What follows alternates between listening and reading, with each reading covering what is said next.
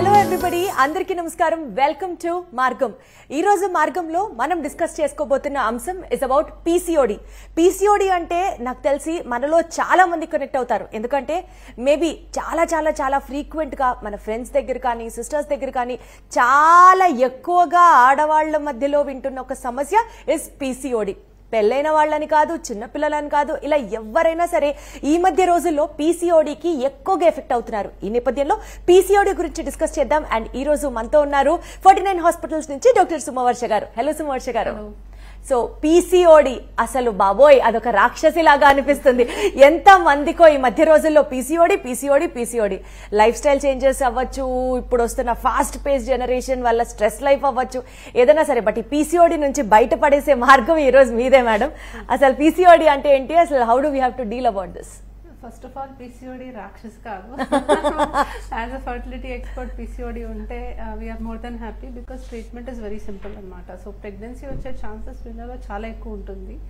PCOD అంటే అండాశయంలో నీటి బుడగలు. సో ఒక్కొక్క అండాశయంలో ఫాలికల్స్ అనేవి ఉంటాయి. ఫాలికల్స్లో ఎగ్స్ మనకు ఉండాలి. అండ్ ప్రతి నెల ఈ ఫాలికల్స్లో ఒక ఫాలికల్ పెరిగి దాంట్లో నుంచి ఎగ్ మెచ్యూర్ అయ్యి రిలీజ్ అవుతే మనకు ప్రెగ్నెన్సీ వచ్చే అవకాశం ఉంటుంది. బట్ పీసీఓడి అనే సమస్యలో ఇలా మల్టిపుల్ స్మాల్ ఫాలికల్స్ ఉండడం వల్ల ఏ ఫాలికల్ సెలెక్ట్ అవ్వదు అండ్ ఓవ్యులేషన్ అనేది కరెక్ట్గా జరగదు. ఇది ఒక హార్మోనల్ ఇంబ్యాలెన్స్ వల్ల ఏర్పడుతుంది. బట్ వీళ్ళకి గుడ్ నెంబర్ ఆఫ్ ఫాలికల్స్ ఉండడం వల్ల ట్రీట్మెంట్ అనేది సింపుల్గా జరుగుతుంది. అసలు ఈ పీసీఓడి అనేది ఎందుకు వస్తుందండి? సో ఒక జెనెటిక్ టెండెన్సీ అనేది ఉన్న వాళ్ళల్లో కొన్ని చేంజెస్ వల్ల హార్మోనల్ ఇంబ్యాలెన్స్ అనేది ఏర్పడి దానివల్ల అండాశయంలో నీటి బుడగలు అనేవి వస్తాయి. సో జెనెటిక్ టెండెన్సీ ఉన్నా కూడా అందరిలో కూడా ఉండదు. బట్ కొన్ని లైఫ్ స్టైల్ మోడిఫికేషన్స్ వల్ల, అంటే స్ట్రెస్ ఎక్కువ అవడం వల్ల, లేకపోతే బరువు పెరగడం వల్ల, ఇలాంటి రీజన్స్ వల్ల అది బయటపడుతుంది. అండ్ దానివల్ల మనకి ప్రాబ్లమ్స్ అనేవి ఏర్పడతాయి. బట్ జనరల్ గా ఒకప్పుడు ఇంతమంది పీసీఓడితో బాధపడుతున్న వారి కౌంట్ ఇవాళ రోజున మనం చూసే అంత అయితే లేదు కదా. Over a period of time gradual గా, ఇంకా చెప్పాలంటే ఈ మధ్య కాలంలో ఈ కేసెస్ ఎక్కువ అవుతున్నాయి. దానికి కారణం ఏమై ఉండొచ్చు అంటారు? ఒకటి అవగాహన పెరగడం అనేది చూస్తున్నాము. అవగాహన పెరిగి ట్రీట్మెంట్కి అంటే డయాగ్నోసిస్ ఎక్కువ అవుతుంది. ఎందుకంటే ఎక్కువ మంది వచ్చి చూపించుకుంటున్నారు, పీరియడ్ లేట్గా వస్తుంది, ప్రాబ్లం ఉండొచ్చు అనేది. రెండవది లైఫ్ స్టైల్ చేంజెస్ వల్ల. సో ఇంతకుముందు ఉన్నంత ఫిజికల్ యాక్టివిటీ ఈ మధ్య కాలంలో చూడట్లేదు మనము. సో సెడెంటరీ లైఫ్ స్టైల్ వల్ల కానీ, స్ట్రెస్ వల్ల కానీ, జంక్ ఫుడ్ తిని వెయిట్ గెయిన్ వల్ల కానీ, సో బిఎంఐ నార్మల్గా ఉండే వాళ్ళు ఈ మధ్య తక్కువగా కనిపిస్తున్నారు. సో ఎక్కువగా చూస్తుంటే ఓవర్ వెయిట్ అండ్ ఒబీస్ రేంజ్లోనే ఉంటున్నారు. సో ఇలాంటి కారణాల వల్ల డెఫినెట్లీ పీసీఓడి అనేది ఎక్కువగా కనిపిస్తుంది. సో ఇప్పుడు పీసీఓడి ఉన్నప్పుడు వాళ్ళకి ఆ పీసీఓడి ఉంది అని గుర్తించడం అనేది ఎలా జరుగుతుంది? సో మోస్ట్ కామన్లీ వీళ్ళకి సిమ్టమ్స్ అనేది తెలుస్తుందండి. చాలా టిపికల్ సిమ్టమ్స్ ఉంటాయి. వీళ్ళకి పీరియడ్ అనేది డిలే అవుతా వస్తుంది. సో 1.5 monthsకి 2 monthsకి, కొంతమందికి 6 months వరకు కూడా పీరియడ్ రాదు. కొంతమందికి మెడిసిన్ వేసుకుంటే తప్ప పీరియడ్ రాదు. సో ఇది టిపికల్ సిమ్టమ్ ఉంటుంది. రెండోది వీళ్ళకి ఆండ్రోజన్ ఎక్సెస్ ఫీచర్స్ అని అంటాము. అంటే అబ్నార్మల్ ఏరియాస్లో హెయిర్ గ్రోత్ అనేది చూస్తాం. అప్పర్ లిప్ మీద ఎక్సెస్ హెయిర్ ఉండడం, లేదా చెస్ట్ మీద ఎనీ అబ్నార్మల్ ఏరియాస్లో ఎక్సెస్ హెయిర్ గ్రోత్ అనేది చూస్తాం. హోర్స్నెస్ ఆఫ్ వాయిస్ అనేది చూస్తాం. లేకపోతే dark pigmentation over the neck, ఇలాంటివన్నీ కూడా ఆండ్రోజన్ ఎక్సెస్ ఫీచర్స్ అని అంటాం. సో టిపికలీ ఇలాంటి సిమ్టమ్స్తో పేషెంట్స్ మా దగ్గరికి రావడం జరుగుతుంది. కొంతమందికి రెగ్యులర్ సైకిల్స్ ఉన్నా పిల్లలు పుట్టట్లేదు అని మా దగ్గరకు వచ్చినప్పుడు స్కాన్లో పీసీఓడి మార్ఫాలజీ మనకు కనిపించవచ్చు.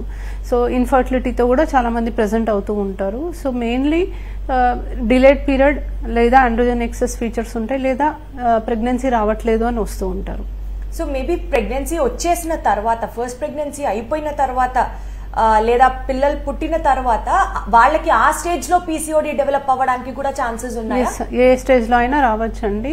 Basically it's lifestyle disorder కాబట్టి మేబీ పిల్లలు పుట్టాక చాలా మంది వెయిట్ గెయిన్ అవుతారు, లేదా ఫ్యామిలీ కంప్లీట్ అయ్యాక వెయిట్ గెయిన్ అవుతారు. సో వెయిట్ గెయిన్ కి చాలా డైరెక్ట్ రిలేషన్ ఉంది కాబట్టి అది ఏ స్టేజ్ లో అయినా రావచ్చు.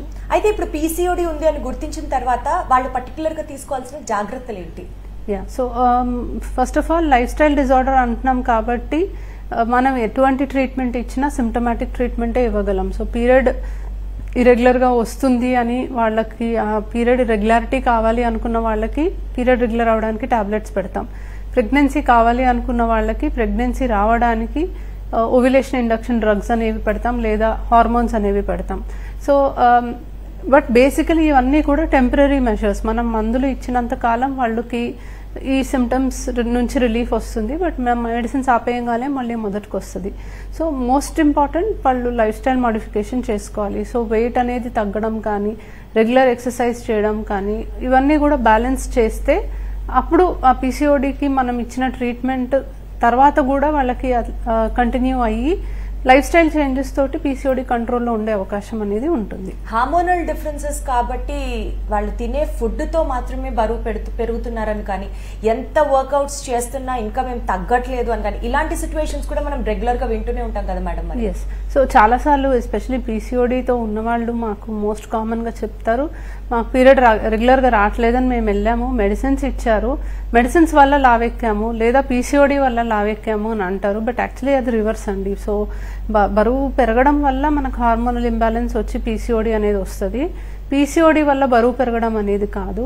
అండ్ వీళ్ళు ఎంత ట్రై చేసినా వెయిట్ లాస్ అవ్వట్లేదు అంటే they are not doing it right అనమాట. అంటే ఓన్లీ ఎక్సర్సైజ్ చేయడము లేకపోతే ఓన్లీ డైట్ చేయడం వల్ల ఇది సాధ్యం కాదు. ఇట్స్ అ హోలిస్టిక్ అప్రోచ్ అనమాట. సో మీరు బ్యాలెన్స్డ్ ఫుడ్ తీసుకోవాలి. కంప్లీట్గా ఫుడ్ ఆపేయాల్సిన అవసరం కూడా లేదు, కంప్లీట్గా స్టార్వ్ అవ్వాల్సిన అవసరం కూడా లేదు. సో బ్యాలెన్స్డ్గా ఫుడ్ తీసుకోవాలి, వాటర్ ఎక్కువ కన్జ్యూమ్ చేయాలి, రెగ్యులర్ ఎక్సర్సైజ్ కూడా చేయాలి, అండ్ స్ట్రెస్ కూడా తగ్గించాలి, నైట్ స్లీప్ కూడా ఉండాలి. ఇవన్నీ కూడా ఇట్స్ అ హోలిస్టిక్ అప్రోచ్. అన్నీ కలిపి చేస్తే తప్ప వెయిట్ లాస్ అనేది సాధ్యం కాదు. అండ్ 1-2 monthsలో వెయిట్ లాస్ అయిపోతారు అని కూడా లేదు. సో చాలాసార్లు పీసీఓడి పేషెంట్స్కి చెప్తాను, మీరు మీ ప్రయత్నం చేస్తూనే ఉండాలి. మీకు విజిబుల్ నంబర్ కనిపించకపోయినా, అంటే వెయిట్ తగ్గుతున్నట్టుగా మీకు వెయిగ్ మెషిన్ మీద కనపడకపోయినా, మీరు ఆ లైఫ్ స్టైల్ని కంటిన్యూ చేస్తే తప్ప మీకు యూజ్ ఉండదు అని చెప్తూ ఉంటాం. మన ఫస్ట్ కాలర్ కృష్ణా జిల్లా నుంచి దుర్గా భవాని లైన్ లో ఉన్నారు, ఒకసారి మాట్లాడదాం. దుర్గా భవాని గారు చెప్పండి. మేడం 3 years చెప్పండి, వినిపిస్తుంది. ప్రెగ్నెన్సీ రావట్లేదు. హాస్పిటల్ పోతే ఏం ప్రాబ్లం లేదన్నారు. ఓకే. సో ఏం టెస్ట్లు అయినాయమ్మా? కణాల పరీక్ష చేశారా మీ హస్బెండ్కి? మీకు స్కానింగ్ చేశారా? ట్యూబ్ టెస్ట్ చేశారా? చేసిరు. అన్నీ నార్మలే ఉన్నాయన్నారు. ఓకే. సో యూజువలీ పిల్లలు పుట్టట్లేదు, 1 year నుంచి ట్రై చేస్తున్నాం లేదా 2 years నుంచి ట్రై చేస్తున్నాం అంటే ఖచ్చితంగా హస్బెండ్స్కి వీర్యకణాల పరీక్ష, ఆడవాళ్ళకి స్కానింగ్ అండ్ ట్యూబ్ టెస్ట్ చేస్తామండి. ఇవి 3 బేసిక్ టెస్ట్ అనమాట. బట్ ఈ బేసిక్ 3 పరీక్షలు అన్నీ నార్మల్ ఉంటే మీకు ఏ ప్రాబ్లం లేదని అర్థం కాదు. మీకు డెఫినెట్లీ ప్రాబ్లం ఉంది, లేదంటే ఈ పాటికి మీకు న్యాచురల్గా ప్రెగ్నెన్సీ వచ్చేయాలి. రెగ్యులర్గా హస్బెండ్ వైఫ్ కలుస్తున్నారు అంటే 2 years లోపల 90% ఆఫ్ ద కపుల్స్కి ప్రెగ్నెన్సీ వస్తుంది. సో 3 years అయింది ఇంకా రాలేదు అంటే డెఫినెట్లీ ప్రాబ్లం అయితే ఉంది. బట్ మనం చేసే టెస్ట్లలో ఆ ప్రాబ్లం బయటపడట్లేదు. So egg quality, sperm quality, ట్యూబ్కి కదలిక ఉందా లేదా, ఎండోమెట్రియోసిస్ ఏమన్నా ఉందా, ఇవన్నీ కూడా మనం టెస్ట్ చేయలేం. కాబట్టి ఏదో ఒక ప్రాబ్లం ఉంటే తప్ప మీకు ప్రెగ్నెన్సీ రాకుండా ఉండదు. సో మీకు నెక్స్ట్ ఆప్షన్ కణాలు ఎక్కించే పద్ధతి. సో ఐయుఐ అనే ప్రాసెస్ మీరు నెక్స్ట్ ట్రై చేయొచ్చు. సో దీంట్లో అండం విడుదలయ్యే టైంకి భర్త కణాలు గర్భసంచిలోకి ఎక్కిస్తాం. అండం విడుదలయ్యే టైంకి కదిలే కణాలు ఎక్కువగా అందుబాటులో ఉంటాయి కాబట్టి ప్రెగ్నెన్సీ వచ్చే ఛాన్స్ కొంచెం పెరుగుతుంది. ఐయుఐ 3 cycles వరకు ట్రై చేస్తే బెటర్. అప్పటికీ అవ్వకపోతే నెక్స్ట్ ఐవీఎఫ్కి ప్రొసీడ్ అవ్వచ్చు. రైట్ అండి. అయితే ఇప్పుడు మీరు చెప్పిన దాని ప్రకారం పీసీఓడి ప్రాబ్లం ఉన్న వాళ్ళకి న్యాచురల్గా ప్రెగ్నెన్సీ వచ్చే ఛాన్సెస్ ఉన్నాయా? ప్రాపర్గా మెడికేషన్ వాళ్ళు తీసుకుంటూ లైఫ్ స్టైల్ చేంజెస్ అన్నీ చేసుకుంటూ ఉంటే? Yeah, definitely.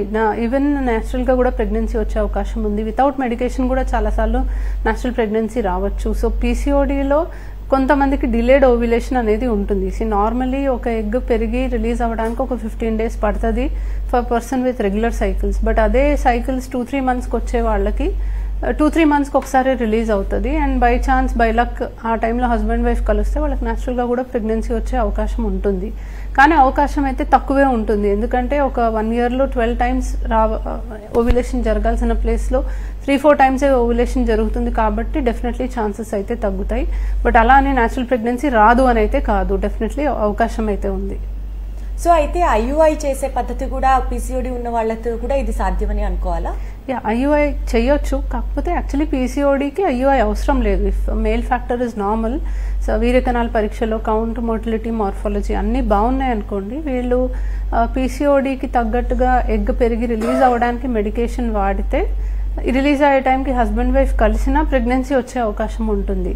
కాకపోతే యూజువలీ వీళ్ళకి అన్ని టాబ్లెట్స్ ఇంజెక్షన్స్ వాడతాం కాబట్టి ఎగ్ విడుదలయ్యే టైంకి కణాలు కూడా ఎక్కిస్తే ఆ సైకిల్లో ఇంకొంచెం అవకాశం పెరుగుతుంది కాబట్టి ఐయుఐ కూడా ట్రై చేయొచ్చు. సో బేసికల్గా ఇప్పుడు పీసీఓడి ప్రాబ్లం ఉన్న వాళ్ళు బరువు పెరుగుతారా? బరువు ఎక్కువగా ఉంది కాబట్టి వాళ్ళకి పీసీఓడి వచ్చే ఛాన్సెస్ ఉన్నాయా? ఈ రెండు interconnected definitely. It's a vicious cycle. Usually బరువు పెరిగినప్పుడు హార్మోనల్ ఇంబ్యాలెన్సెస్ అనేది మనకి ఏర్పడి దానివల్ల పీసీఓడి అనేది వస్తుంది. అండ్ పీసీఓడి ఉండడం వల్ల ఇంకొన్ని అంటే ఇప్పుడు స్ట్రెస్ ఎక్కువ ఉంటుంది, వాళ్ళకి బద్ధకం ఎక్కువ అవుతుంది, various other reasons, mood disorders ఉంటాయి, సైకలాజికల్ ఆస్పెక్ట్స్ ఉంటాయి. సో ఇవన్నిటి వల్ల మళ్ళీ ఇంకొంచెం వెయిట్ పెరుగుతారు and it becomes a circle. But it begins with weight gain అనమాట. సో పీసీఓడి వల్ల వెయిట్ గెయిన్ కాదు, వెయిట్ గెయిన్ వల్ల పీసీఓడి వచ్చి in turn it becomes a cycle అనమాట. సో ఇప్పుడు బేసికల్గా పీసీఓడి సమస్య ఉన్నప్పుడు దానికి కొన్నిసార్లు మెడికేషన్ కూడా అవసరం లేదు అని చెప్పారు మీరు. కేవలం బరువు తగ్గడం కానీ లైఫ్ స్టైల్ చేంజెస్ కానీ చేసుకుంటే 90% దే షుడ్ బి ఫైన్ అన్నట్టుగా చెప్తున్నారు. సో ఈ పీసీఓడికి ఇంకా చికిత్సా విధానం అన్నట్టుగా ప్రత్యేకంగా ఏం ఉండదంటారా madam?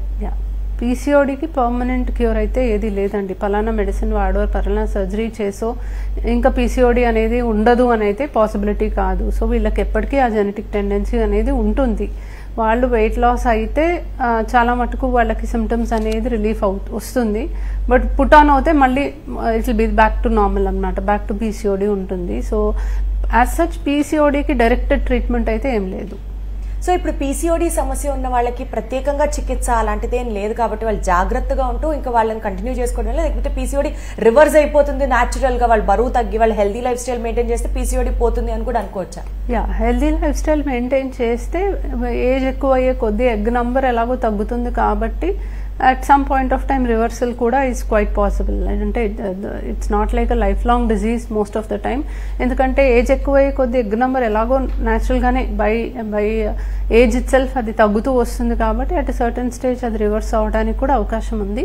But aa stage varaku aa lifestyle modification cheskunటూ కంట్రోల్ లో ఉంచుకోవడం అనేది ఇట్స్ ఆల్వేస్ రిక్వైర్డ్ అన్నమాట. ఈ పీసీఓడి అనేది లేడీస్ లో ఒక ఏజ్ గ్రూప్ వాళ్ళకే ప్రత్యేకంగా వస్తుంది అన్నట్టేమన్నా ఉంటుందండి?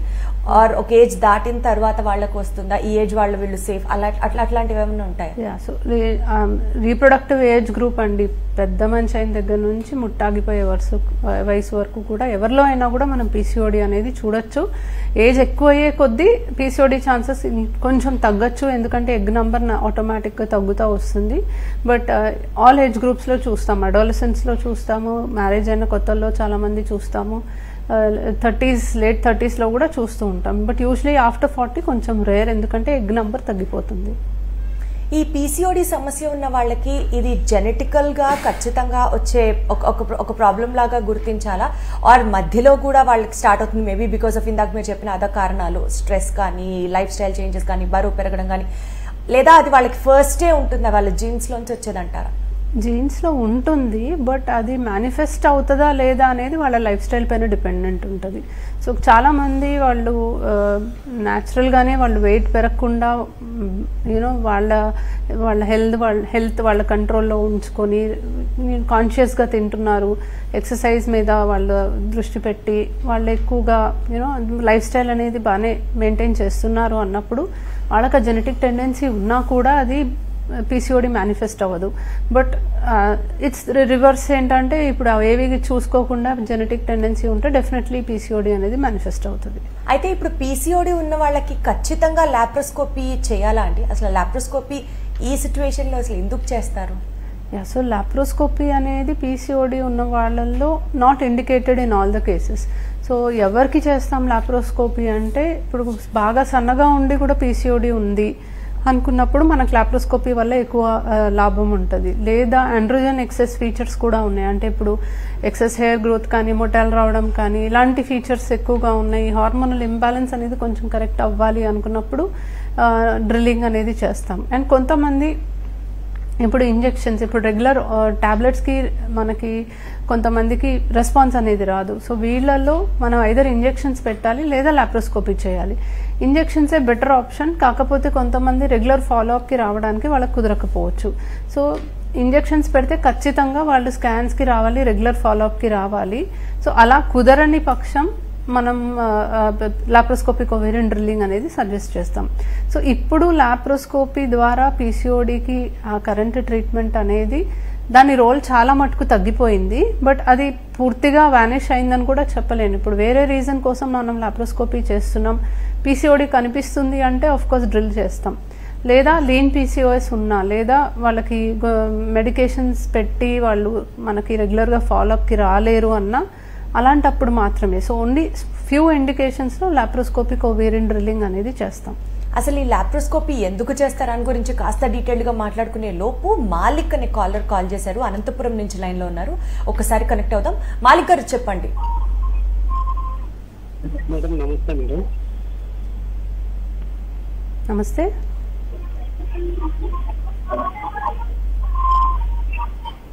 హలో నమస్తే మేడం. హలో చెప్పండి, వినిపిస్తుంది, చెప్పండి. మేడం లాప్రోస్కోపీ ఇది ప్రెగ్నెన్సీ ఎట్లా మేడం? ఇది మళ్ళీ టెస్ట్ చేపిస్తే ప్రెగ్నెన్సీ వచ్చే అవకాశాలు ఉన్నాయా లేదా? లాప్రోస్కోపీ చేయడం వల్ల ప్రెగ్నెన్సీ అవకాశం ఉందా లేదా అంటున్నారా?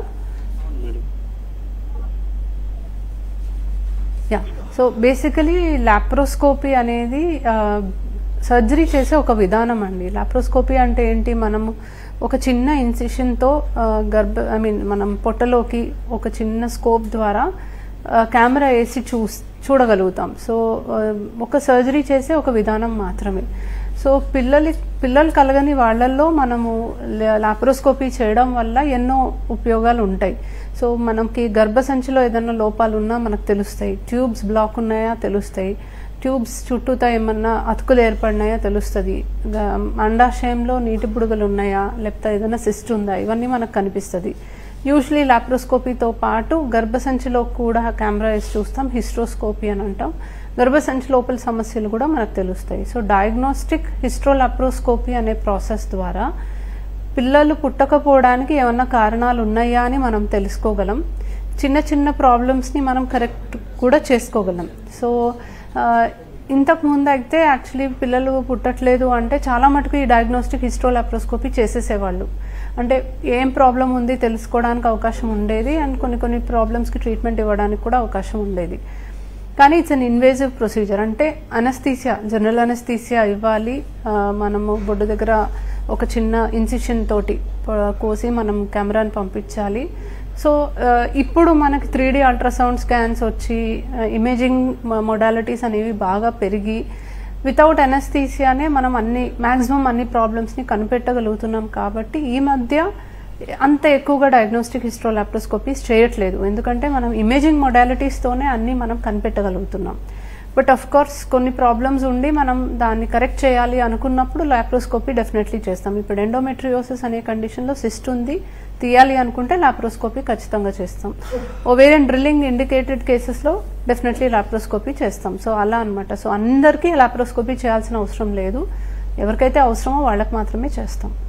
సో ఇప్పుడు పీసీఓడి సమస్య అనేది లాప్రోస్కోపీ చేయించుకున్న తర్వాత కూడా వచ్చింది అని అంటే అది వాళ్ళ మిత్తు మాత్రమే అవుతుందా? బికాజ్ లాప్రోస్కోపీకి పీసీఓడి రావడానికి సంబంధం ఉండదు కదా. లేదు, యాక్చువల్లీ పీసీఓడి ఉన్నప్పుడు లాప్రోస్కోపీ చేస్తాము, అండ్ ఆ తర్వాత వాళ్ళు స్కాన్ రిపోర్ట్ పట్టుకొని వస్తారు, మేడం మేము పీసీఓడి ఉందనే లాప్రోస్కోపీ చేయించుకున్నాం, మళ్ళీ పీసీఓడి అని రిపోర్ట్ వచ్చింది అని. సో యాక్చువల్లీ మనం పీసీఓడిలో డ్రిల్లింగ్ చేస్తాం, కానీ అది హార్మోనల్ ఇంబ్యాలెన్స్ని కరెక్ట్ చేస్తుంది. స్కాన్ ఫైండింగ్స్లో పెద్ద మార్పు అనేది రాకపోవచ్చు, అండ్ లాప్రోస్కోపీ చేసి డ్రిల్లింగ్ చేస్తే దాని ఎఫెక్ట్ కూడా ఒక 6 months మాత్రమే ఉంటుంది, మాక్సిమం 1 year ఉంటుంది, ఆ తర్వాత ఉండదన్నమాట. సో ఈ 6 months 1 year లోపలే మనం మళ్ళీ ప్రెగ్నెన్సీ ప్లాన్ చేసుకోవాలి. ఆ తర్వాత మళ్ళీ దీని ఎఫెక్ట్ ఎలాగో ఉండదు, మళ్ళీ మొదటికి వస్తుంది అనమాట. సో లాప్రోస్కోపిక్ ఓవేరియన్ డ్రిల్లింగ్ కూడా is a temporary method, and నీటి బుడగల్ని అది యాక్చువల్గా ఏమీ తీసేయదు, బికాజ్ జస్ట్ మనకి హార్మోనల్ ఇంబ్యాలెన్స్ కొంతవరకు కరెక్ట్ చేయగలదు అంతే. రైట్. అయితే ఇప్పుడు ఈ పీసీఓడి ఉన్నదానికి మెడికేషన్స్ లేవు అని అంటున్నారు కాబట్టి వీళ్ళు ఈ ఫుడ్స్ తీసుకుంటే పీసీఓడి ఎలివేట్ అవ్వదు, ఈ ఫుడ్స్ తీసుకుంటే పీసీఓడి కంట్రోల్ ఉంటుంది, అలా ఫుడ్ పట్ల రెగ్యులేషన్స్ ఏమన్నా ఉన్నాయంటారా? Yeah, so weight gain causes PCOD changes కాబట్టి వెయిట్ తగ్గడానికి ఫుడ్ ఎలా ఫాలో అవ్వాలి అనేది చూసుకుంటే సరిపోతుంది. సో కార్బోహైడ్రేట్స్ తగ్గించాలి, రైస్ తగ్గించాలి, స్వీట్స్ తగ్గించాలి, షుగర్ షుగర్ రిలేటెడ్గా స్వీట్స్ అవ్వచ్చు, కేక్స్ అవ్వచ్చు, చాక్లెట్స్ అవ్వచ్చు, ఐస్ క్రీమ్స్ అవ్వచ్చు, junk, cheese, all of that అన్ని తగ్గించాలి. ప్రోటీన్ రిచ్ ఫుడ్ ఎక్కువ తీసుకోవాలి, ఫైబర్ రిచ్ ఫుడ్ ఎక్కువ తీసుకోవాలి. సో వెయిట్ లాస్కి ఏదైతే డయట్ ఫాలో అవుతామో అలాంటి ఫుడ్ తీసుకోవడం బెటర్. సో మేబీ నైట్ చీకటి పడ్డాక ఏమీ తినకుండా ఉండకపోవడం, మార్నింగ్ కొంచెం లేట్గా కొంచెం సంథింగ్ లైక్ ఇంటర్మిటెంట్ ఫాస్టింగ్ లాగా ట్రై చేయొచ్చు. అండ్ తినేటప్పుడు కూడా కొంచెం హెల్దీ ఫుడ్ తీసుకుంటే డెఫినెట్లీ వెయిట్ లాస్ అనేది సాధ్యం అవుతుంది. పీసీఓడికి అది చాలా మంచిది. సో ఇప్పుడు పీసీఓడి ఉంటే ఇంకా వాళ్ళు ఎలాంటి మెడిసిన్స్ వాడాల్సిన అవసరం లేదంటారా మేడం? సో యూజువలీ పీసీఓడితో వచ్చినప్పుడు వాళ్ళ ప్రయారిటీ ఏంటి అనేది కనుక్కుంటాం. సో కొంతమంది పీరియడ్ ఇర్రెగ్యులారిటీతో ప్రాబ్లం అని వస్తూ ఉంటారు, కొంతమంది ప్రెగ్నెన్సీ ప్లానింగ్ అని వస్తూ ఉంటారు. సో దాన్ని బట్టి మేము సిమ్టమాటిక్గా ట్రీట్మెంట్ అనేది ఒక 3 months ఇస్తాం. ఈ 3 monthsలో we will suggest them lifestyle modification also. So ఆ 3 months పాటు మెడిసిన్స్తో పాటు వాళ్ళ లైఫ్ స్టైల్లో చేంజెస్ చేసుకుంటే మెడిసిన్స్ 3 months అయిపోయిన తర్వాత కూడా వాళ్ళకి రిలీఫ్ అనేది ఉంటుంది, సిమ్టమ్స్ అనేది రికవర్ అవ్వదు. బట్ అదే 3 months తర్వాత కూడా వాళ్ళు అదే వెయిట్లో ఉన్నారు, అదే లైఫ్ స్టైల్తో ఉన్నారు అంటే మాత్రం యూజ్ ఉండదు. మళ్ళీ వాళ్ళకి రెగ్యులర్ పీరియడే వస్తుంది, మళ్ళీ ప్రెగ్నెన్సీ రావడానికి ప్రాబ్లం అవుతుంది. సో అసలు ఆ వెయిట్ గెయినింగ్ టెండెన్సీ ఉన్న వాళ్ళు ఇంకా పీసీఓడితో సంబంధం లేకుండా పీసీఓడి రెగ్యులేట్ అయినా సరే వెయిట్ పుట్ ఆన్ అవ్వకుండా ఇంకా లైఫ్ లాంగ్ వాళ్ళు ఆ బ్యాలెన్స్డ్ డైట్ తీసుకుంటూ ఇంకా కంటిన్యూస్ గా వెయిట్ పెరగకుండా చూసుకుంటూ ఉండాలి వాళ్ళు. అంతే, అంత కష్టమైన పని కాదండి. It is required for their health. Actually పీసీఓడికి there is a lot of relation with weight. Future లో షుగర్, ఫ్యూచర్లో కార్డియాక్ ప్రాబ్లమ్, ఫ్యూచర్లో బీపీ రావడం, మెటబాలిక్ సిండ్రోమ్ అని అంటాం. So it is like a window to the future. మనకి ఒక trailer లాగా అది చూపిస్తుంది నీకు ఫ్యూచర్లో ఇలాంటి ప్రాబ్లమ్స్ రావచ్చు అని. So it's the right time to correct your life style. అంతే. యాక్చువల్లీ బరువు పెరగకుండా ఉంటేనే మంచిది మేడం, ఎందుకంటే ఫ్యూచర్ లో చాలా ప్రాబ్లమ్స్ ఒబేసిటీతోనే లింక్ అయి ఉన్నాయి, వచ్చే అవకాశాలు కూడా ఉన్నాయి కాబట్టి. Right, thank you so much madam. PCOD గురించి చాలా ఇన్ఫర్మేషన్ ఇవాళ కమ్ టు నో. ఇది ఇవాల్టి మార్గం. చూస్తూనే ఉండండి లేటెస్ట్ అప్డేట్స్ కోసం సాక్షి.